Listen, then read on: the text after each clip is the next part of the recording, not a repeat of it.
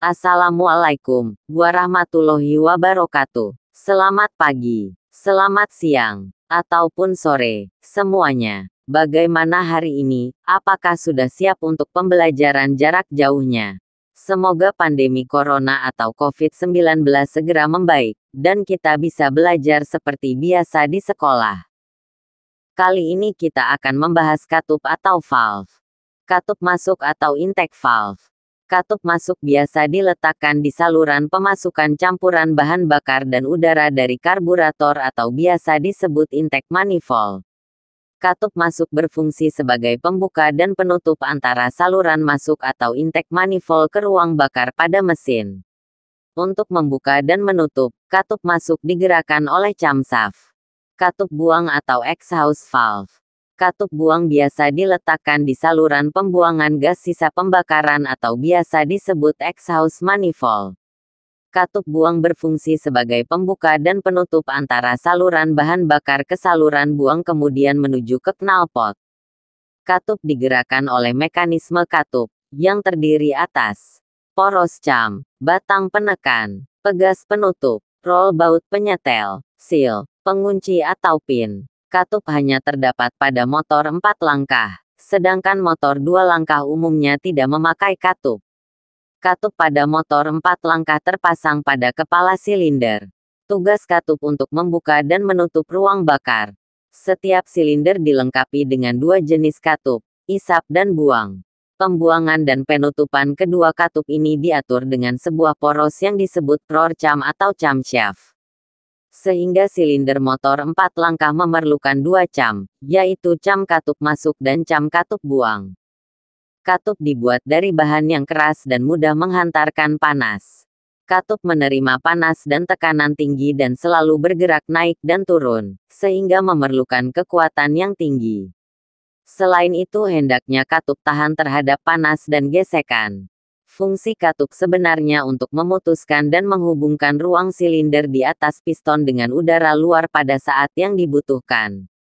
Karena proses pembakaran gas dalam silinder mesin harus berlangsung dalam ruang bakar yang tertutup rapat. Jika sampai terjadi kebocoran gas meski sedikit, maka proses pembakaran akan terganggu. Oleh karenanya katup-katup harus tertutup rapat pada saat pembakaran gas berlangsung. Dari berbagai penampang katup yang digambarkan, mari kita lihat gambar katup pada gambar berikut ini. Di sana diperlihatkan di mana katup terpasang, dan komponen lain yang menyertainya pada pemasangan. Sebagaimana terlihat pada gambar, bagian lain dari katup adalah kepala katup. Kepala katup mempunyai peranan yang sangat penting, karena ia harus tetap bekerja baik, walaupun temperaturnya berubah-ubah. Bidang atas kepala katup ini disebut tameng. Bentuknya ada yang cekung dan ada yang cembung. Tameng cekung disebut tameng terompet dan biasanya dipakai sebagai katup masuk. Sedangkan tameng cembung dipakai sebagai katup buang karena kekuatannya yang lebih tinggi. Katup samping SV merupakan konstruksi yang paling sederhana dan ringan dan mekanis penggeraknya ditempatkan di samping katup. Model ini dianggap yang paling tua dan kurang mampu melayani putaran tinggi. Oleh karena itu, model ini dimodifikasi menjadi model OHV. Katup jenis ini memiliki batang katup yang lebih panjang karena digerakkan oleh poros cam yang terletak sejajar dengan poros engkol. Gerakan poros cam dipandu oleh pipa yang terpasang kuat pada blok silinder. Jenis ini yang ketiga, dirancang untuk membuat komponen sistem katup lebih ringan. Batang katup digerakkan bukan oleh poros cam, yang dianggap membuat komponen lebih berat, tetapi melalui roda gigi. Bahkan, pada inovasi terbaru ada pula yang digerakkan oleh rantai, cam chain. Inovasi terakhir ini disebut Double Overhead Camshaft, DOHC. OHV, Overhead Valve Assembly. Pada tipe ini posisi klep berada di antara piston dan digerakkan oleh rocker arm.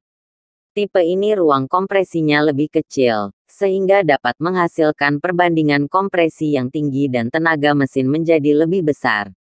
Karena dilengkapi dengan batang penekan yang panjang serta adanya rocker arm menyebabkan gerakan balik lebih besar dan juga jarak klep dan cam jauh menyebabkan kurang stabilnya ia pada putaran tinggi.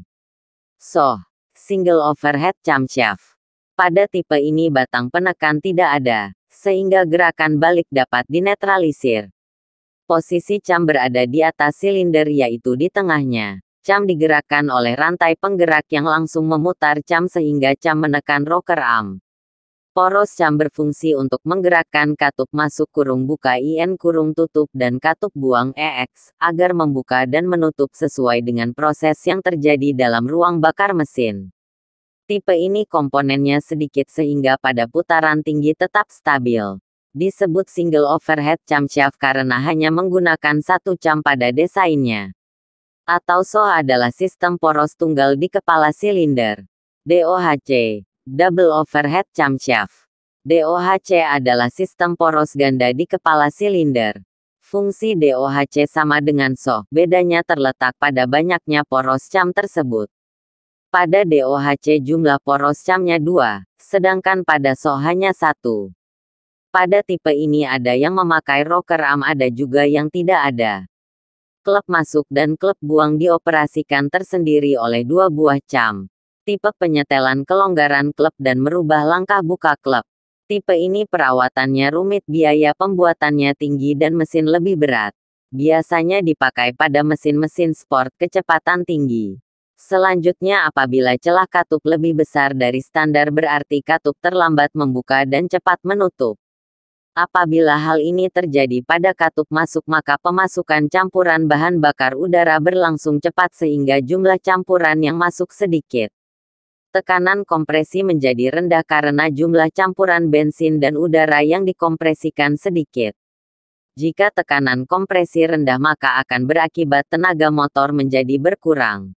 Akibat selanjutnya adalah mesin sulit dihidupkan. Setelah hidup maka suara mesin pun berisik sekali. Karena pemasukan gasnya berkurang, mesin akan tersendat-sendat pada putaran tinggi. Sementara itu mesin tidak dapat berputar stasioner. Itulah sebabnya celah katup harus disetel dengan tepat. Biasanya besar kerenggangan celah katup masuk dan katup buang harus sesuai spesifikasi kendaraan atau bawaan pabrikan. Kecuali sudah perbaikan atau sudah modifikasi. Terima kasih sudah menyaksikan video pembelajaran kali ini. Jika ada pertanyaan, boleh kirim pesan dan komen di kolom komentar. Wassalamualaikum warahmatullahi wabarakatuh.